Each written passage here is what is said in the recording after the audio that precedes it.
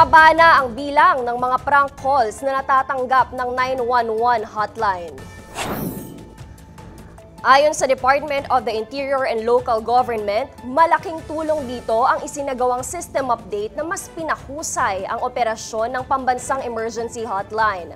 Kung problema noon, ang walang saysay na mga tawag na nagiging sagabal sa mga tunay na emergency, ngayon ay unti-unti nang nababawasan ang mga prank callers matapos isagawa ang bagong sistema, ani ni DILG Secretary John Vic Remulla. Sa datos ng DILG, mula Setyembre 8 hanggang 24, umabot sa mahigit 872,000 na tawag ang kanilang narespondihan na may 98.62% efficiency rate. Sa kabuuang bilang, 1,495 na tawag lamang ang napatunayang prank calls, habang mahigit 12,000 naman ang dropped o abandoned.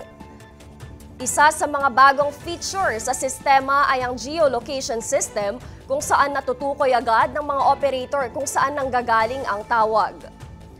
Dahil dito, mas nagiging epektibo ang tugon sa mga totoong insidente at nagdadalawang isip na rin ang mga mahilig magbiro sa gitna ng emergency.